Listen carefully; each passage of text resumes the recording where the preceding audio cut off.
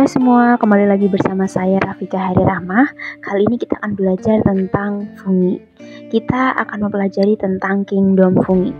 Sebelum kita lanjut ke materi fungi, kita review kembali materi fungi juga yang telah kita pelajari, yaitu tentang ciri-ciri umum fungi, beberapa klasifikasi fungi, yaitu zygomicota dan ascomycota.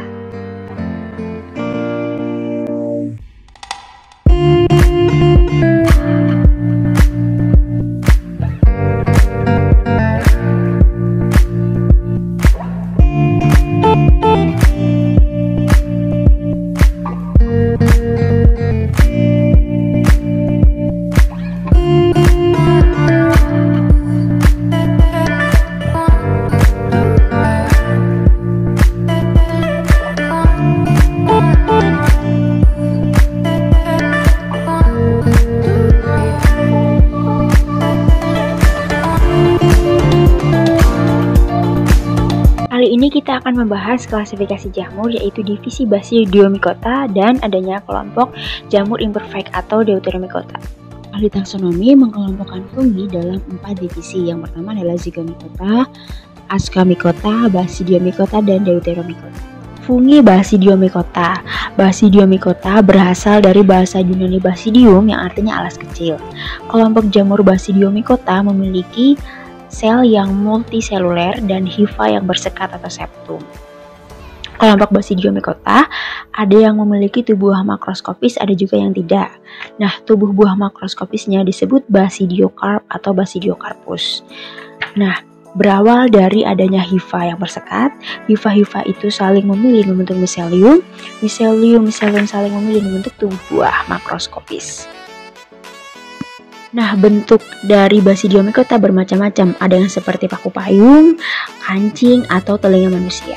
Pada Basidiomycota yang makroskopis, di bawah kepala atau tudung jamur terdapat struktur yang berupa lembaran-lembaran seperti insang yang disebutnya lamela atau gills. Pada lamela atau gills ini terdapat basidiospora yang berfungsi sebagai alat reproduksi seksual.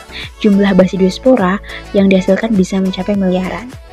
Secara umum, Basidiomycota hidup sebagai saproba atau pengurai sisa-sisa organisme yang sudah mati. Ada yang hidup di dalam tanah yang mengandung sampah organik, di batang kayu yang telah mati, atau di tumpukan jerami.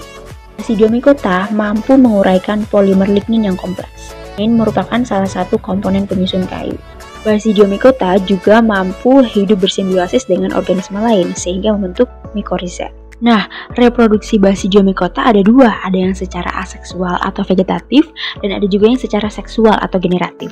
Nah, pada reproduksi aseksual Basidiomycota ada yang terjadi dengan cara fermentasi hifa, ada juga yang terjadi dengan cara conidium.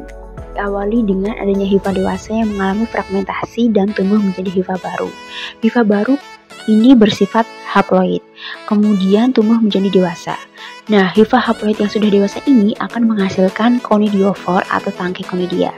Nah, pada ujung conidiofor akan membentuk spora conidia yang akan diterbangkan oleh angin. Conidia ini bersifat kromosom haploid atau N. Apabila kondisi menguntungkan, maka conidia tumbuh menjadi hifa haploid baru. Dari reproduksi seksual Basidiomycota diawali dengan dua miselium yang berbeda saling berdekatan. Yang satu miselium positif, yang satu miselium negatif. Dua-duanya merupakan haploid. Kemudian saling berdekatan dan terjadi plasmogami menghasilkan hifa dikaryotik atau berinti sel 2. Saat cuaca mendukung, miselium akan tumbuh menjadi basidiokarp atau tubuh buah. Basidiokarp ini dilapisi oleh sel-sel basidium. Nah, selanjutnya terjadi karyogami atau peleburan inti menjadi nukleus diploid atau 2N. Nukleus diploid atau 2N ini akan membelah meiosis menghasilkan 4 inti haploid. Masing-masing basidium akan membentuk tonjolan sterigma. Tiap satu nukleus haploid akan masuk ke satu sterigma dan berkembang menjadi basidiospora haploid atau N. Basidiospora yang telah masak terlepas dari basidium dan berkembang menjadi hifa yang baru atau haploid.